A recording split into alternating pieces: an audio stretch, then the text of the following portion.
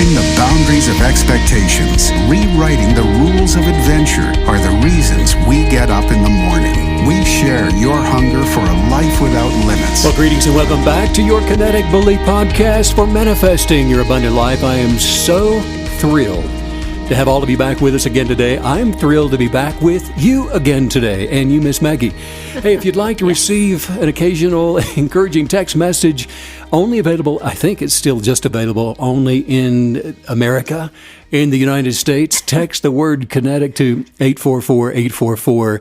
StephenCanyon.com is the website. Follow us on Instagram at Stephen Canyon. Also, make sure you subscribe to this podcast so you can figure out when we're dropping a new episode. Hi. How Hello. are you? I'm good. How are you? Great. Did I catch you off guard? A little bit. I was adjusting my mic, but I'm good now. Well, I need to adjust my headphone cord somehow. I see that. I'm just going to let it go. Yeah. Good let to it see fall. you in this situation again. It's been a minute. The podcast situation. It's a good situation to be in. Howdy, KBs everywhere. Yes, we're Yes. getting your messages, and we miss you as well. And hopefully, let me just say this. I'm going to put it out there. Maybe we can see some of the KBs coming up on December the 19th. Meg, you and I are going to be in Charleston, South Carolina. Yes. On the 19th, which is I think it's a Sunday, isn't it? That's correct, yeah. And we are producing a benefit Christmas concert for children that are living in generational poverty in the Appalachian Mountains and on Native American reservations. And we're going to be there. And we are doing three different times for a Christmas concert. Yes. One at 5 p.m., one at 6:30, and then one at 8 p.m. Mm-hmm. And we've got world-class violinists and cellists, all that are going to be performing while, can I get poetic with this? Go for it, Steve. While just bathed in over 1,000 flickering candlelights. And Megan, you're going to be playing your violin. I am, yes. And I'm going to be there hosting the event. So if you want some more information on how you can visit with us in Charleston, South Carolina, go to StephenCanyon.com and there's more information right there. That was very good. And I like when you wax poetic. I think it's wonderful. We need more of that in this world. Okay, so there's going to be 1,000 of flickering candlelights just illuminating that room in a very intimate, very softly spoken kind of environment in a historic venue in downtown Charleston, and I'm excited about it. It's going to be so magical. All of the stringed instruments and the sopranos, the vocals, the lighting. Oh, I wish it was next weekend. I'm so ready. And we've got a local ballet academy that's going to have some young children doing some ballet dance and So sweet. and just world-class vocalists and soprano. It's going to be a beautiful, beautiful evening. How fun to see KBs at a non-workshop event. I think that would be kind of fantastic. And it is a very small, intimate venue. So if you want to go, grab your tickets quickly because they are selling out pretty fast. That's true. StephenCanyon.com, and you can see everything that we're talking about on the events page. Let's just dive right into a question, Steve, if that's cool with you. Let's dive. Let's dive head first. Here we go. Can just anybody learn to attract and manifest? Yes. Yes. Or That's not it. That's not all. Okay. Or do you have to go to a sage or someone who has the spiritual gift of manifesting miracles? Nice question. Yes. Well, there's so much that is talked about and said today as far as manifesting goes and attracting and how do you do it. And there's a lot of misinformation out there, even regarding the ego. And Indeed. Well, let's unpack a little bit of this in just a few minutes, right? Yes, I have a feeling you're going to unpack all of it.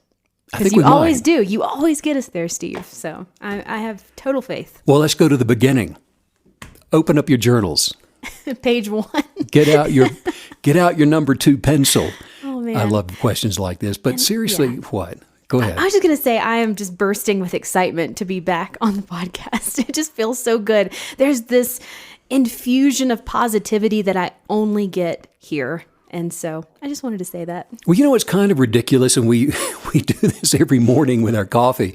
By the time we've had, a couple of pots of coffee, we're like, why didn't we just turn on some mics? Because we're still doing the same thing every day. We're not putting it out there. It's true. And we talk about all this stuff. So can anybody learn to manifest and attract, or do you have to go to a sage or someone with spiritual gifting for manifesting? The world's many, many different doctrines of faith. And let's go at this from a spiritual standpoint, because there are so many traditions that are used by people to try and describe their spiritual experiences, for example. Just as people going about their ordinary lives, they use words to try and describe their subjective beliefs, the things that they grew up that were common to them, and like emotions and feelings and physical experiences. But there are two basic kinds of spiritual experiences. The first one is simply a state of mind. It's feelings of happiness, of love, and in some cases, fear. And then the second one is an experience of something that's not within ourselves. In other words, it's experiential observations that are so-called soul-stirring, like when we see the wonder of the stars at night, or 1,000 flickering candles in downtown Charleston, or the trees when they are turning their fall colors, or mountains in all of their splendor. But in the language of the traditions of people all over the world, various religions, the first kind of experience often produces the sense of freedom, of being saved, of being delivered from destruction. And then the second, an immersion or an escape into the beauty of the senses, or the holistic salvation of a vision like we're talking about, thousands of flickering candles. So here we have the doctrines of the world's traditional religions that have their roots in all of these various attempts to express these types of experiences to other people. Well, I got to tell somebody what happened to me last night. I've got to tell you in some way that you might understand what I experienced while I was looking at the cosmos. I was looking up at the stars, and I saw this meteor shower go by, and I had this spiritual experience. So now I've got to bring it into my vernacular, into my natural lower state of being, the egoic way that I can communicate this spiritual happening that occurred in my life. And it's a way of communication by traditionally enshrining this state of being into a cognitive, subjective belief about one's own personal existence, or about their beliefs regarding the universe, or doctrines that are engraved upon the legends of visions gratified into the into the soul-stirring essence of graffitied halls of cathedrals as the basis of an article of faith. Yes. Boy, that's a religious notion, isn't it? So here we have visions, Maggie. Yeah. And when they are traditionalized, like I'm talking about, it's somewhat more spectacular and sensational than the original states of mind, because they have taken on the dualistic nature that we talk about often. One of them, a meme. There's a picture that comes to mind, a thought form that comes to mind, and which is an attempt to express our sentient existence on this planet. And so people then add form and color and motion to the metaphysical, because it's just easier to describe spiritual experiences in this way. I love how that you are setting us up to really understand the inner workings of the higher self and then the ego, as we've really been taught to use them throughout our lives and even through culture. Well, and what I want to do is I want to get it down to the quick of the question, which is, can anybody do this? Right. And so I'm speaking in broader terms now to point out to the listener with a question that you don't need someone special to be able to handle the attractions into your life. You are special enough. And so we're going to drill down, and I'm going to show you what makes you so special. Because the spiritual memes that I'm talking about, that are common in all religions, anywhere you go in the world, there are memes, there are pictures, there's imagery that's used to try and communicate the spiritual experience that someone is having. And so it's common. But now the problem is, because the lower state of being, which is the ego that people identify with, the empirical forms of memes around them, they are not going to transform a person. Memes will not, it's not going to connect you to what cannot be seen. It's not going to transfer a sense of the essence of freedom or even a deliverance from the lower state of consciousness, which is the absolutely most profound, satisfying, transpersonal of all spiritual experiences. And so since the lower state of being, which is unconscious, would rather have 10,000 visions and memes rather than a higher sense of transformation, religionists have been tasked with trying to identify with transpersonal freedom in a way that is authentically communicated, or attempting to identify with being good enough for salvation, with redemption, which is, when you relate to that and identify with being good enough, it's just an egoic endeavor rather than a free gift of transcendence. It's almost as if humanity is requiring these visual representations of spirituality. And I'm wondering if that is coming only from the ego. I mean, it seems like what you're telling us is that the higher self doesn't require that, but the ego requires, we have to put words to the sensation that we felt when we looked at the beautiful mountain landscape.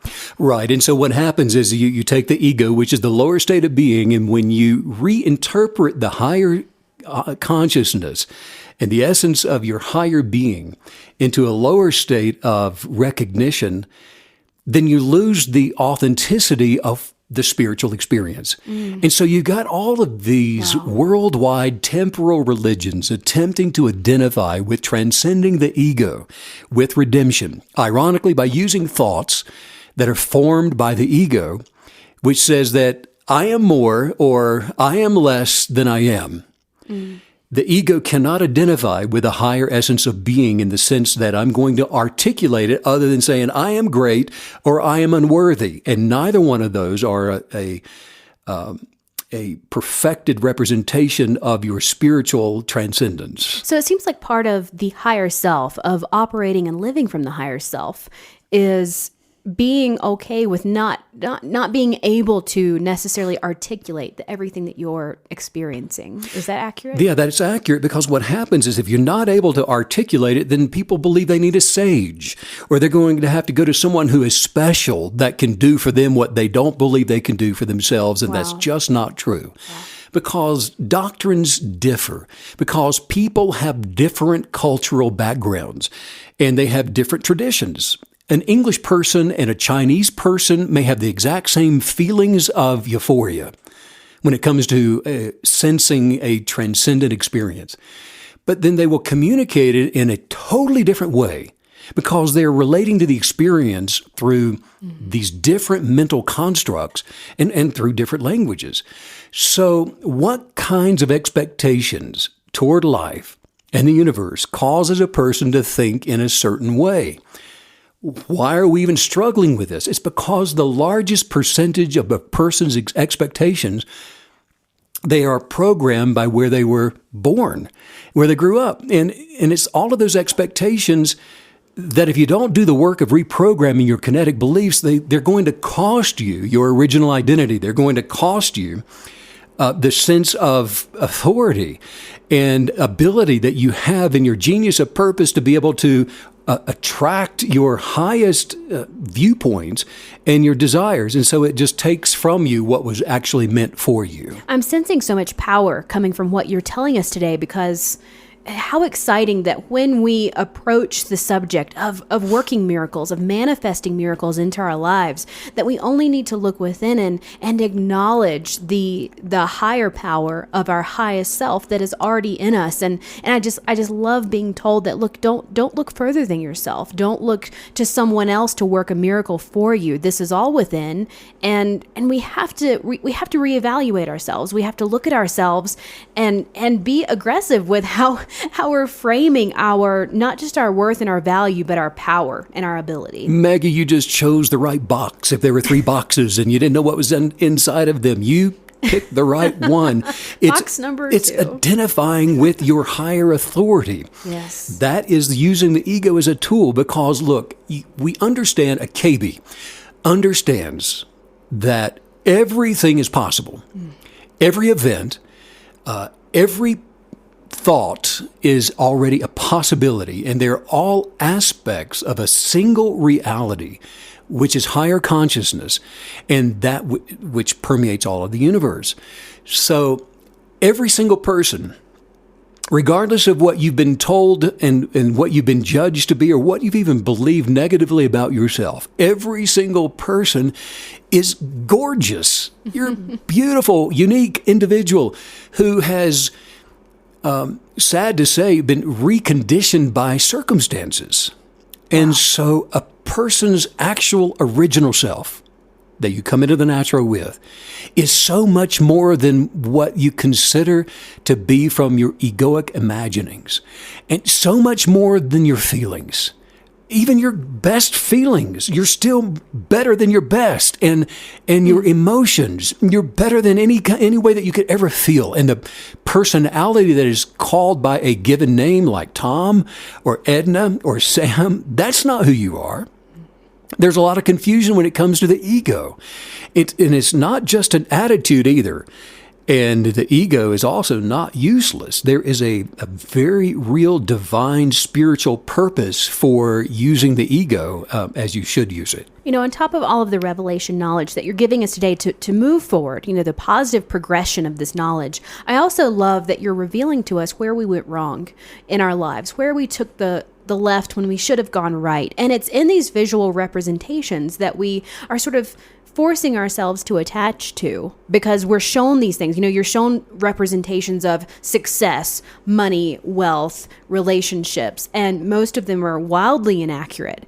And just knowing that, hey, it's okay that when we're tempted, when we're told that we need to attach ourselves to a label or a visual, that it's okay to reject that notion and simply live from the highest self and just let ourselves be as we're supposed to be. Not only is it okay, but it is actually the correct way to be able to observe those thoughts as they come in and say, that's not me. And I can smile at that, and I'm not going to go chase after that thinking that it is me. No, because the ego is a tool, and it's something that, when properly understood, it will serve you to inhabit the genius of purpose that you were created with. Now, and I want to go, if I haven't already, I want to go deep for just a moment. And if you'll get this insight, the enlightenment will prosper you. Every person was created to be a unique expression of the diversity of God. We are all alike in that we are all different unique aspects of the same. In other words, in the same way that the universe is expanding to reveal more of itself, the Creator is expanding itself through the innermost genius of individualism. So that when you align your ego, now with that of higher consciousness, as an observer, you begin to attract and experience the higher manifestation of your original self, which is the transcended form of you, and is identical to the original intention of you, which is nothing missing, nothing broken, fully furnished and abundantly prosperous according to your authority and your original dominion that you came into the natural with. Wow. So creation, the universe, I am telling you, will back you up on your immutable demands for your higher purpose to manifest into your life for everyone. And in this expanding universe, the word no will never, ever, ever be the answer to a person who asks for wisdom. Actually, the intuition or the wisdom of oneness is at the very center of all religions. But few people understand what it is to feel the intuition of wisdom within themselves. And so they look outward for wisdom and for advice and for guidance. And this is, I love, you did take us deep. You weren't kidding. But you went with me. We did. We're right here with you, I'm Steve. not down here saying, throw me a rope. You're right. You're guiding us. We all have our little headlamps on. I can see it. But I love that you are presenting the concept of all of us having this unique diversity, but then also being of one while still expanding. Because the way that you taught us this today, it's giving us a fresh concept of what it means to be a part of the whole, because you sort of flipped it around as well and said, look, you're a part of the whole, but the whole is also you. And so instead of that being sort of a diminishing concept, like, we're just one of 8 billion, not to mention the people that aren't here anymore, we are part of this expanding universe, and yet the universe is within us Maggie, as well. that is it. That's absolutely it. And it's, again, using the ego as a tool to identify with being part of one. Yeah. Like you're saying. And it's identifying properly rather than grabbing hold of, the knee-jerk reaction is if a person has a thought, they think the thought is them. And so we become an observer of those thoughts. It's like using the 5 senses for understanding. It would be the same thing as looking out of a window of a starship that you're traveling across the cosmos in. And Elon's at the controls. Well, we know where we're going. And so you're headed to Mars, Right. wherever you're going. But you're streaking across the cosmos. And as you pass through these asteroid fields and you streak past planets and their moons, and you're looking out the window and you say to yourself, all of those celestial bodies that I see, I think I will relate to those things because I must have a purpose within the energy of all of these planets. I must be like the moon, and I must be like the stars that I'm seeing. And actually, there are still religions today that are celestial based for this very reason of identification. A kinetic believer that takes control of their lives, delves down into the deepest recesses of their souls to observe the otherwise mysterious universal essence of their originality, to commit themselves to its tremendous powers. And in alignment with the Creator in this way, when you begin calling things into existence that do not appear in your life, maybe it's perfected health. Maybe it's that $1 million you keep thinking and believing for. And you're calling that into existence. You begin operating from what is already within to the without, where there is neither inside or outside. And this is the principle of non-duality, because when you awaken to higher consciousness, nothing else exists except for it, and nothing is excluded from it. Wow. We talk about the ego a lot on this podcast, and I feel like you've taken us into a deeper understanding of the ego as well, because many times the ego can be presented almost as, the boogeyman to avoid, and we have to avoid that part of ourselves.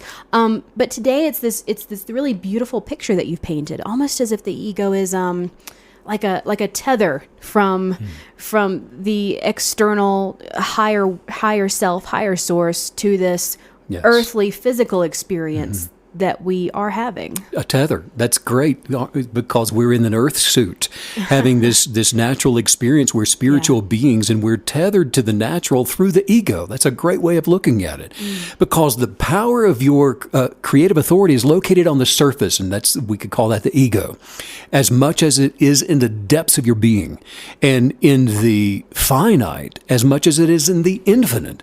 For it has been actually wisely said before that there is nothing infinite apart from finite things.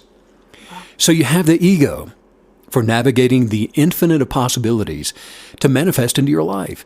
That alone should make you want to run around the room a few times and even give the cat a kiss.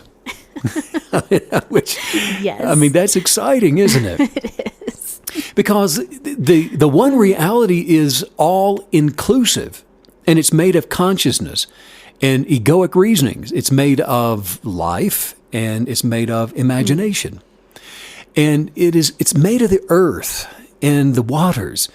It is made of air and the vacuum of space, and it's made of light and darkness. It's made of desire and made of peace. It's made of anger and it's made of love. It's made of virtue and vice. It's made of all that is close, and it's made of all that is far.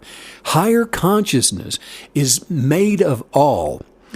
What then is non-duality in terms of a state of being unconscious, asleep to the essence of your higher being?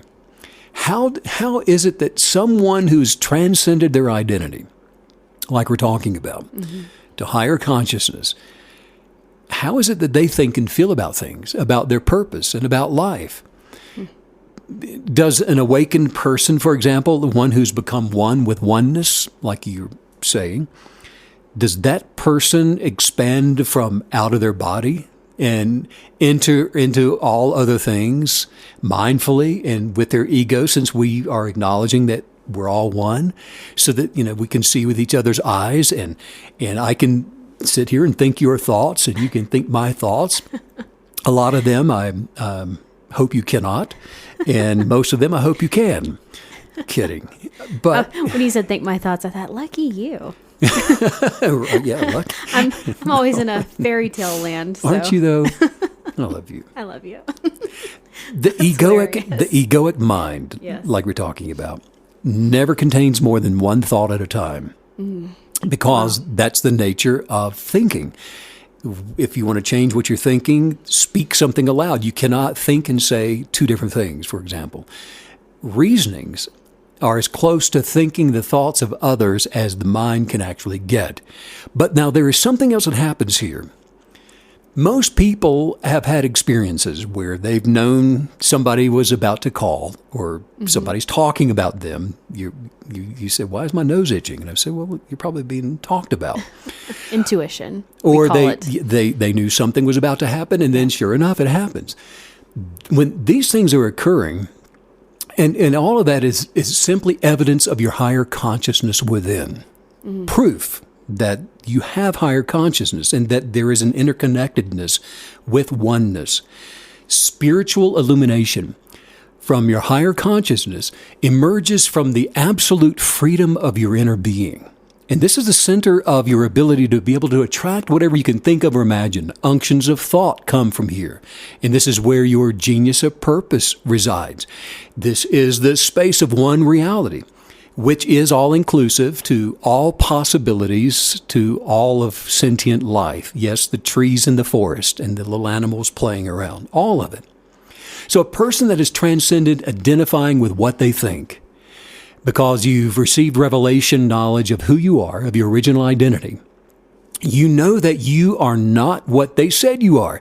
You are not who you've been judged to be. You are not your career. You are not even your name. You are the essence of life energy. You are created with a thinker. You're created with a chooser. And you have the gift of talents. You have the gift of observation.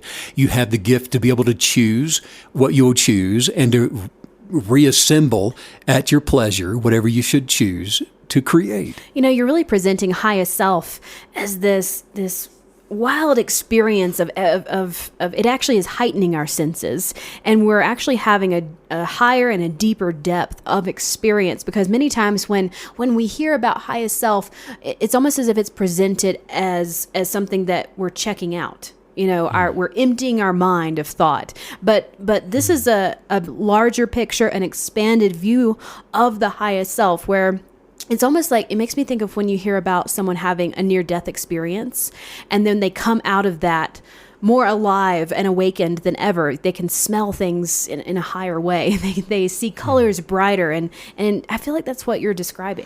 Absolutely, because, and like you said, most people, when they are in the way that it is erroneously taught with ego, is to empty out your mind, empty out your thoughts, and then you are perfecting your higher self. Which is not true, because higher self just simply means you're free to think of anything and nothing. You are free to love or to fear. You are free to be joyful or sad, and to see those things in an observant way and as a way of making a choice.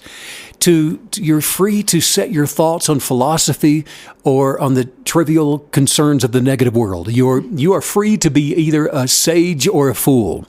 You're free to feel both compassion and anger, to experience both euphoric bliss or the agony of despair, while acknowledging that none of those things are you.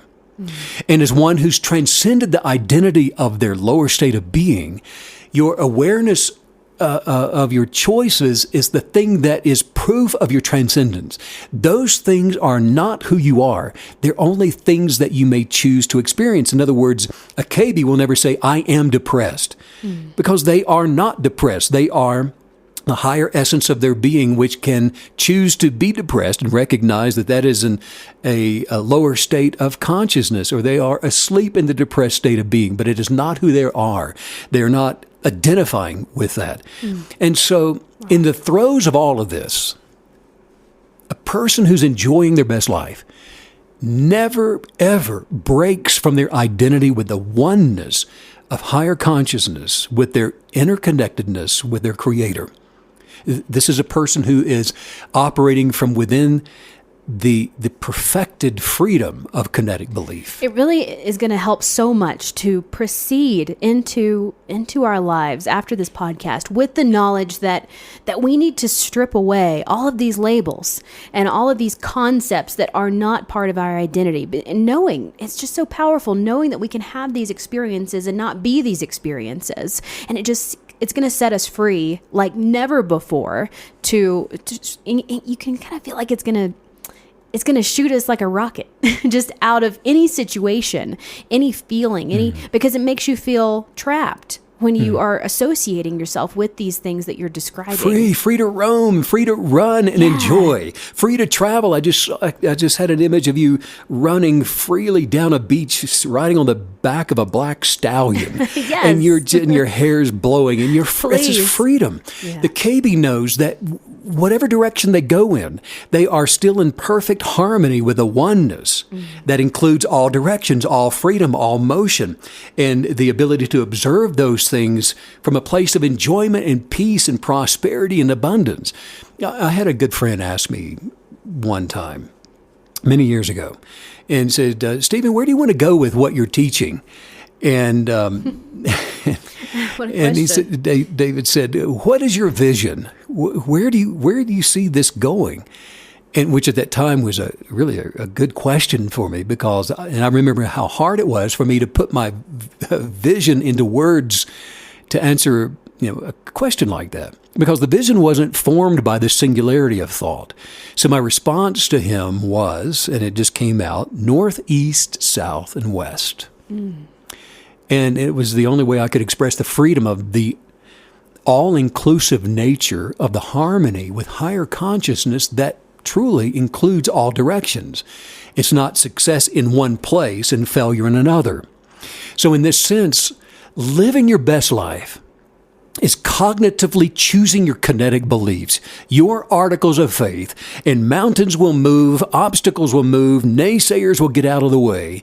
It's moving with the expansion. It's like moving with the spiral in with the expanding universe in any direction you should choose to go. And the wisdom for starship navigation is available for anyone who will gratefully ask for the wisdom. And that's what the partnership of one higher consciousness is for. It's for the relationship of navigation. It's for knowing how to use your ego so that you can dream dreams that will be a blessing to you and to those you love. Wow. To understand all of this, what we're talking about, this is to wake up to your freedom to be alive. And this is the question that I'll often get. Is it possible that spirituality can be anything so absurdly simple? And it's like the Tao says, when the wise person hears of the guidance of higher consciousness, they put it into practice. When the fool hears of it, they laugh at it. Indeed, it would not be worthy to be called higher consciousness if they did not laugh at it. The idea that any kind of life is spiritual is, for the person who is steeped in ego, it's a terrible blow to the pride of ego. That a person can be happy, can be healthy and wealthy, filled with joy, and able to go and come as they please, like we're talking about, while experiencing the most surreal sense of otherworldly peace. That is an affront to the ego, which says, well, I created me. Look at my accomplishments. See how I am so much better than most others. And on the other end of that, the ego which says, you are unworthy, you are lousy, you're uneducated, you are broken, poor, and you're just plain flat out stupid. Who do you think you are? You're never going anywhere. Same thing, same ego, same result. But it's relationship, Maggie. It's relationship that we're talking about with higher consciousness, because we relate with it by observing it and identifying with it in that sense of properly using the ego. Relating with your oneness, with the belief that exploded at the very first moment of expansion to hurl the universe and all of its occupants into motion, to become an expanded version of the greatest possible existence of perfected completion. And it's properly identifying with your place in the miracle of you. It's so profound to understand true freedom as it is only inhabited in the highest self, because you can see how the ego can go in many different directions to deceive us. So maybe we were born into what some people would call greatness. Maybe there's a lot of wealth at our disposal from a young age. Maybe we have everything that we could possibly need to supposedly change the world. Or you can also compare it to poverty. But either way, we are falsely connecting ourselves to these labels and these concepts and these ideas that will not hold water, beyond any sort of change or disruption. And so the idea that we can at any point in time immediately move ourselves, move our identity, tether our identity over to that highest self and experience true freedom, true elevation above the physical it's so powerful, and I know I use this word a lot, but it's just so hopeful, and which we all need that to even understand and live our best life. That's such a great point, because anybody that dares to look around and at the amount of money that you've accumulated or that you inherited, or with even a physique, the DNA that you may have inherited from parents, whatever it is, and if you look at anything in the empirical world around you and you go, wow, that makes me what I am. That is the spiritual pride of the ego, which is, when you have the realization that it's a powerful antidote to the spiritual pride of a religionist, for example, the ability to separate yourself from what you can see in the tangible forms around you. And those who seek to reward themselves for being a good person or for having a lot of money or inheriting a lot of stuff and saying that that's who I am, it's the realization that that is not who I am. That is not the spiritual condition of my higher self. Because it's in the spiritual world, Maggie, as a kinetic believer, when we are identifying with higher consciousness, with God, there's no top and bottom of the class, because it's here that all people and all things are equal, and whatever they may choose to do can neither go up nor down. There's no valuation system in that realm, which is the authentic first and last realm. And so the only difference, to the person who sent in the question, between, for example, a sage or a mystic being born again or ordinary, unenlightened or enlightened, is that the one realizes their identity with God and the other one does not. But the lack of realization, it does not alter the fact that every single person is created from out of higher consciousness. So how then does someone attain the realization of their higher consciousness to transcend their lower state of being? How does someone receive revelation knowledge from the insights of the universe outside of listening to this podcast? Yes.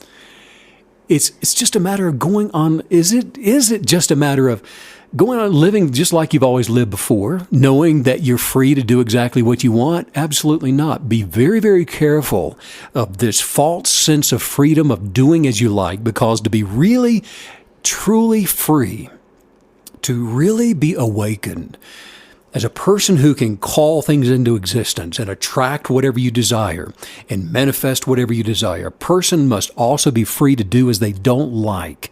For if you are only free to do as you think you desire, you're still tied up in the singular nature of the egoic state of being, and you're being bound by the lower state of being, which is to be unconscious. So a better way of attracting the wisdom of awakening is to let yourself be free to not know. Free to not know is to trust in higher consciousness. It's to have faith. And in the acknowledgement of your ignorance from knowing the wisdom of God, we become one with the wisdom of God through our humility. I love that we can enter into this process fearlessly, because we have been guaranteed that anything we find in higher consciousness is good and beautiful, and the true self that we encounter there, and that we finally get to know ourselves really in higher consciousness. It's all good. It's all beautiful. It's all the best of the best of the best, the things that we were always meant to be experiencing in this life. And so it's just exciting that it's a process we can sort of dive headfirst into without any fear. And this relationship with oneness. Yes. Recognizing that we're part of the equation, we're not the full equation. Albert Einstein said that a clever person solves a problem, a wise person avoids it. Wisdom is paramount. Yes. And I like that. Love asking for more wisdom. Man. If someone tries to manifest the realization and make themselves God, they simply become an intense egoist. Wow. And that is a person who considers himself to be clever. Their life becomes one of excuses and self-righteous indignation.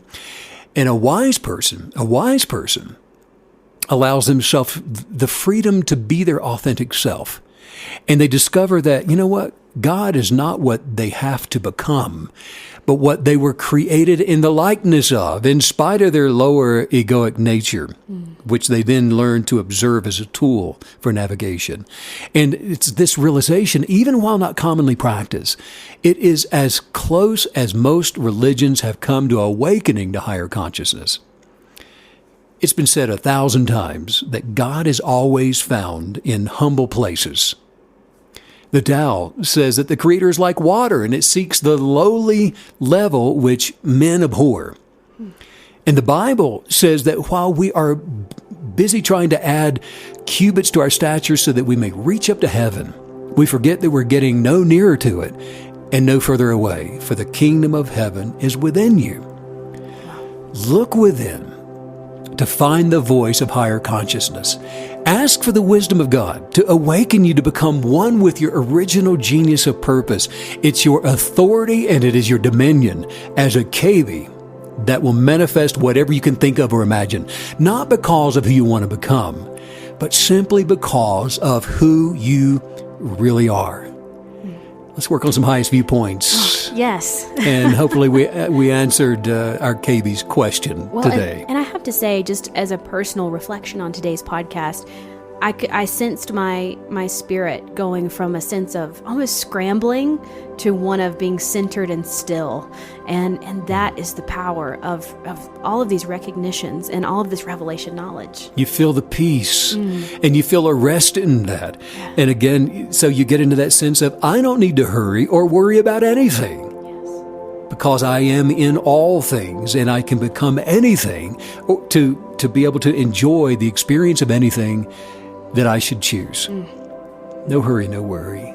Just say this, say thoughts and words belong to the world of forms. Thoughts and words belong to the world of forms. They cannot express They cannot express. The essence of being. The essence of being. So when we speak our affirmations, So when we speak our affirmations, we're creating the outward life we're creating the outward life that we desire to experience. that we desire to experience. I was created for perfection. I was created for perfection. So are you. And so are you. Therefore, Therefore, I'm perfect. I am perfect. And I see the good in all. And I see the good in all. So I'm attracting the abundance of all things to be good. So I'm attracting the abundance of all things to be good. No thing can stop me No thing can stop me from incredible success. from incredible success. Oh, I enjoy learning Oh, I enjoy learning new things. new things. I enjoy meeting new people. I enjoy meeting new people. I love new challenges. And I love new challenges. I enjoy getting out of the bed in the morning. I enjoy getting out of the bed in the morning. I enjoy going to bed at night. I enjoy going to bed at night. And I enjoy going through each day. And I enjoy going through each day. Guess what? Hey, guess what? I'm observant. I'm observant. I'm imaginative. I am imaginative. I'm a kinetic believer. I am a kinetic believer. Creating. Creating. Enjoying. Imagining. From this place. From this place. Of present tense awareness. Of present tense awareness. And I am living. And I'm living. My best life. My best life. Yes, yes, yes. You took us deep today, Steve, but you also brought us back to the surface. So I didn't leave you there. You were a good leader as we journeyed today. I'm so excited to be back here, and I just can't wait to see everyone again. And in a week, we're doing weekly podcasts right now because Stephen is working on the new Kinetic Belief book, and we're also putting together a concert and workshop tour as well. Keep checking back at stephenkenyon.com for more information on that. And if you want to check out the guided journal as well, it's always available at stephenkenyon.com. And we'll see some of you guys in Charleston, South yeah. Carolina on December the 19th. I feel certain of that. I think so. Sending out so much love and so much light to all you KB creatives all around the world. And thanks as usual, Steve, for all the wisdom.